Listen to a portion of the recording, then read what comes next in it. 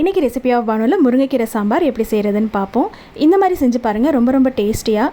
தட்டு சோறு இருந்தாலும் டக்குன்னு காலியாகிடும். அதுக்கு முதல்ல எப்பவும் வேக வைக்கிறத விட பாதி அளவு துவரம்பருப்பு எடுத்துக்கோங்க. அதில் மஞ்சள் தூள் ஜீரகம் மட்டும் சேர்த்து நல்லா வேக வச்சு எடுத்துக்கோங்க. இப்போ ஒரு பேனில் கொஞ்சமாக எண்ணெய் சேர்த்து கடுகு உளுத்தம்பருப்பு தாளிச்சுக்கோங்க.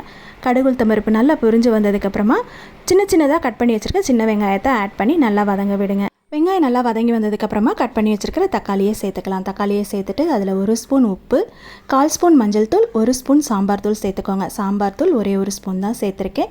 இது எல்லாமே சேர்த்துட்டு தக்காளி வேகிறதுக்காக கொஞ்சமாக தண்ணி சேர்த்து இப்போ நல்லா தக்காளியை வேக விடுங்க.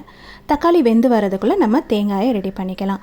ஒரு மிக்சி ஜாரில் ஒரு 4 ஸ்பூன் தேங்காய் சேர்த்துக்கோங்க. அதில் 2 பச்சை மிளகா, 4 பூண்டு பல், 1/2 ஸ்பூன் சோம்பு, 1/2 ஸ்பூன் ஜீரகம். என்னோடய ஸ்பூன் வந்து குட்டி குட்டியாக இருக்கிறதுனால ஃபுல்லாக போட்டிருக்கேன். இப்போ இதை தண்ணி சேர்த்து நல்லா நைஸாக அரைச்சி எடுத்துக்கோங்க. இது ஒரு பக்கம் இருக்கட்டும். இப்போ தக்காளி நல்லா குழஞ்சி வந்துருச்சு பாருங்கள். இந்த ஸ்டேஜில் நம்ம அலசி வச்சுருக்கிற முருங்கைக்கீரையை இதில் ஆட் பண்ணிக்கலாம். ஒரு கப்பு நிறைய முருங்கைக்கீரையை ஆட் பண்ணியிருக்கேன். இப்போ இந்த மசாலாவோட அந்த முருங்கைக்கீரையை நல்லா வதக்கி விட்டுருங்க. முருங்கைக்கீரை ஓரளவுக்கு வதங்கி வந்ததுக்கு அப்புறமா நம்ம அரைச்சி வச்சுருக்கிற தேங்காயை இதில் சேர்த்துக்கலாம். தேங்காய் சேர்த்துட்டு கொஞ்சம் கூடுதலாகவே தண்ணியே சேர்த்துக்கோங்க. அந்த முருங்கைக்கீரை வேகட்டும்.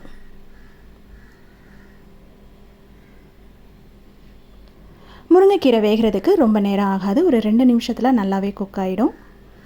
இப்போ நம்ம வேக வச்சு எடுத்து வச்சுருக்கிற துவரம்பருப்பை இதில் ஆட் பண்ணிக்கலாம். துவரம்பருப்பை சேர்த்துட்டு இப்போ 1 ஸ்பூன் பெருங்காயத்தூள், 1 ஸ்பூன் நெய் சேர்த்து நல்லா கலந்து விட்டுக்கோங்க. இப்போ ஒரு தடவை கொதி வந்தால் போதும். உப்பை செக் பண்ணிவிட்டு உப்பு சேர்த்துக்கிட்டு ஒரு தடவை கொதிக்க வச்சு இறக்குனா அருமையான முருங்கைக்கீரை சாம்பார் ரெடி ஆயிடுச்சு. இந்த மாதிரி ஒரு தடவை முருங்கைக்கீரை சாம்பாரை செஞ்சு பாருங்கள். ரொம்ப டேஸ்டியாக இருக்கும். இந்த வீடியோ உங்களுக்கு பிடிச்சிருந்தா லைக் பண்ணி, ஷேர் பண்ணி, கமெண்ட் பண்ணுங்கள்.